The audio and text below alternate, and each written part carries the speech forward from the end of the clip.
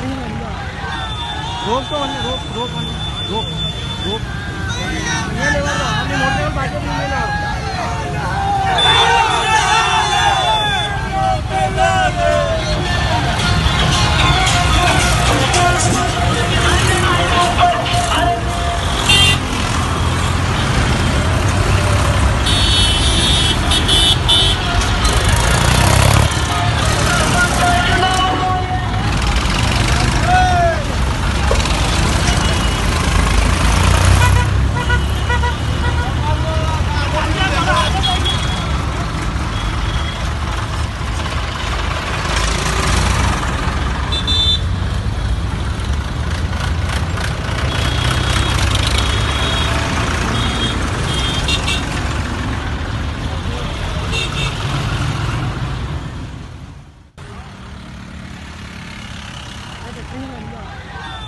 रोक तो बंद रोक रोक बंद रोक रोक ये लेगा तो हमने मोटरसाइकिल बाइक नहीं लेगा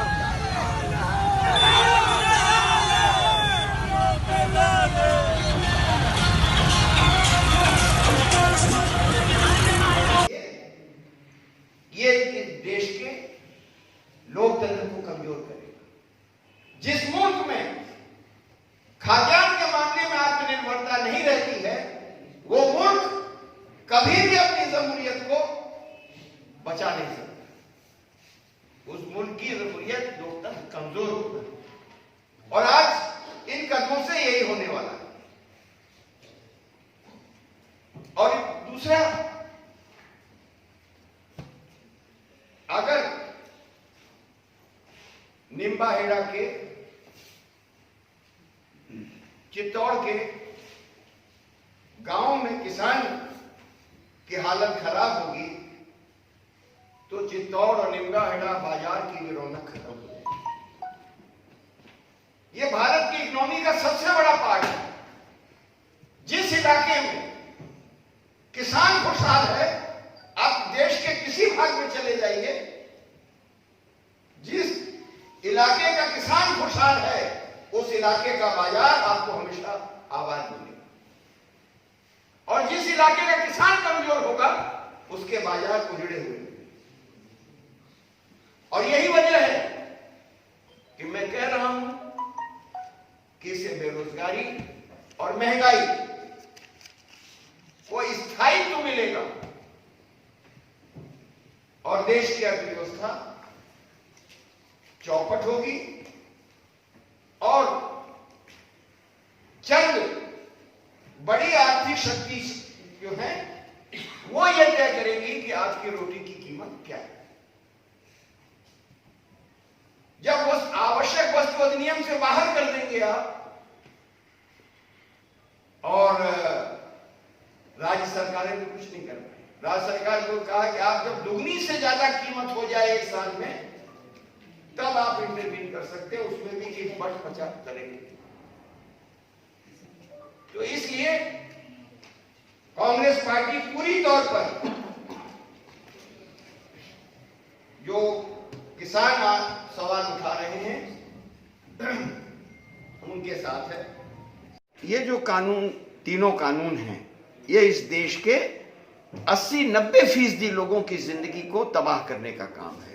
जो सीधे सीधे मोदी सरकार ने, ये जब लोग घरों में बंद थे उस समय इस अध्यादेश को लाने का काम मई में किया और जब लॉकडाउन था तो अलोकतांत्रिक तरीके से, अमर्यादित तरीके से, असंसदीय तरीके से इस कानून को पास कराने का मांग किया। और इतनी असंवेदनशील सरकार तो कोई हो ही नहीं सकती कि 60 लोगों की शहादत हो गई और वो तारीख दे रहे हैं। यानी किसान और कृषि उनकी प्राथमिकता में नहीं है। इससे जो लिमिट हटाई है, स्टॉक की लिमिट, और जो आवश्यक वस्तु अधिनियम में से खाद्यान्न को, तेल को, दाल को, आलू को, प्याज को जो अलग बाहर किया है, इससे इस देश के अंदर जमाखोरी और मुनाफाखोरी का लाइसेंस बड़े उद्योगपतियों को इन्होंने दे दिया और इसमें जो आम उपभोक्ता है उसकी लूट की छूट चंद उद्योगपति जो पैसे वाले लोग हैं उनको मोदी सरकार ने ये दिया है। और इसके साथ साथ इस देश की खाद्यान्न जो सुरक्षा है, आत्मनिर्भरता है, वो भी खतरे में पड़ रही है। और जब आप खरीद नहीं करेंगे, FCI को आप खत्म करेंगे, तो इस देश की सार्वजनिक वितरण प्रणाली भी खत्म होगी, कमजोर होगी। तो इसलिए इस देश का गरीब, इस देश का आम उपभोक्ता, और जब किसान कमजोर होगा तो यहां के बाजार भी उदास हो जाएंगे, और बाजार उदास होंगे तो फिर रोजगार भी अपने आप कम होंगे। इसलिए इस देश के नौजवानों के सामने अंधकार है, उनके रोजगार जो हैं वो भी खत्म होने वाले हैं। और मोदी सरकार के इन 3 कानूनों से पूरे देश में एक बहुत बड़ी अव्यवस्था या कहिए आपकी परेशानी, महंगाई की, बेरोजगारी की, और इस देश की खाद्यान्न सुरक्षा के ऊपर आने वाली है। और अगर जिस देश की में खाद्यान्न सुरक्षा नहीं होती, आत्मनिर्भरता नहीं होती, उस देश का लोकतंत्र मजबूत नहीं रह पाता। और जब लोकतंत्र नहीं मजबूत रह पाएगा तो इस देश में गरीब की आवाज नहीं सुनी जाएगी, कमजोर होगी। इसलिए कांग्रेस पार्टी का मानना है कि इस देश के खजाने पर पहला हक इस देश के किसानों का है, मजदूरों का है, कमेरों का है, कमजोर तबकों का है, गरीब लोगों का है, और कांग्रेस पार्टी उसके लिए लड़ाई लड़ती रहेगी। संसद में भी लड़ी है, संसद के बाद भी लड़ी है। 2 करोड़ लोगों का दस्तखत करा के राष्ट्रपति महोदय को श्री राहुल गांधी जी के नेतृत्व में कांग्रेस पार्टी ने उनको दिया है।